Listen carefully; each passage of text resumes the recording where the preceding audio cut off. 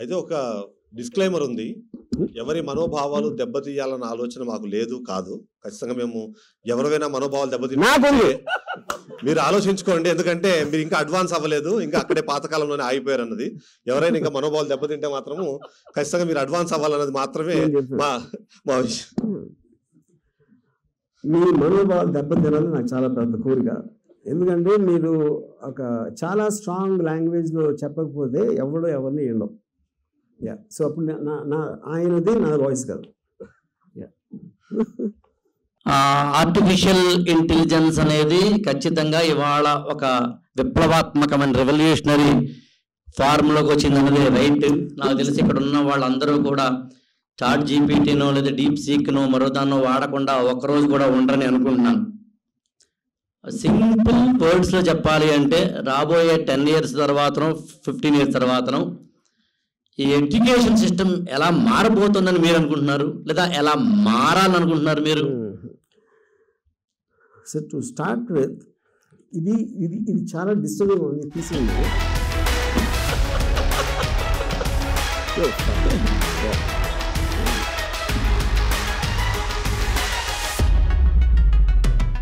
అంటే ఇది అనుకోకుండా అనుకున్నా, ఇంకెవరో తనలేదు కాబట్టి.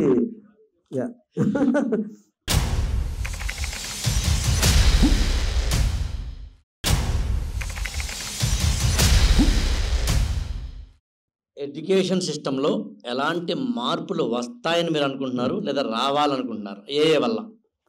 మార్పులు కాదండి. అంటే ఫస్ట్ ఆఫ్ ఆల్ మనం ఎడ్యుకేషన్ సిస్టమ్ అనేది ఇందాక నేను ఇంట్రడక్షన్ సీన్లో చెప్పినట్టు దాని డెఫినేషన్, ఫైనల్ డెఫినేషన్ ఏంటిదండి? మనకి నాలెడ్జ్ రావాలి, నాలెడ్జ్తో పాటు అనలిటికల్ పవర్ రావాలి.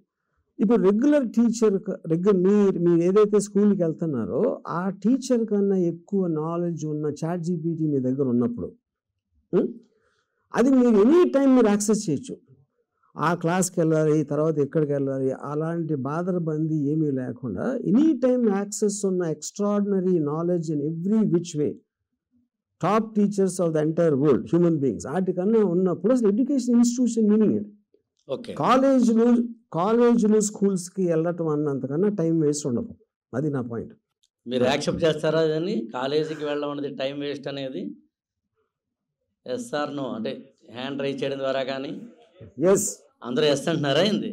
చెప్పారు ఇప్పుడు మీరు.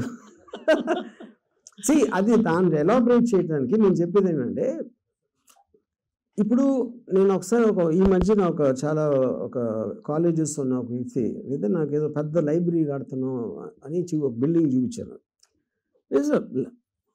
ఈ రోజుల్లో లైబ్రరీకి ఏంటి అసలు మీనింగ్ అన్న?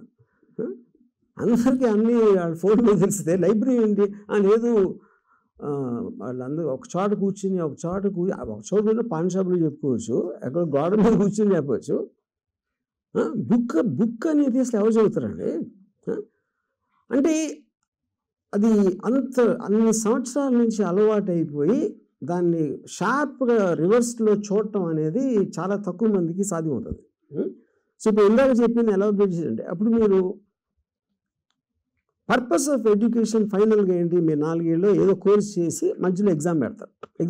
ఎగ్జామ్ మీనింగ్ ఏంటి? నీకు వచ్చా రాదా, నువ్వు క్లెయిమ్ చేస్తున్న సబ్జెక్ట్ ఏదైతే ఉందో అది వాడికి అబ్బిందా లేదా అనేది టెస్ట్. అప్పుడు ఎగ్జామ్ ఒకటే పెట్టాలి. ఓకే.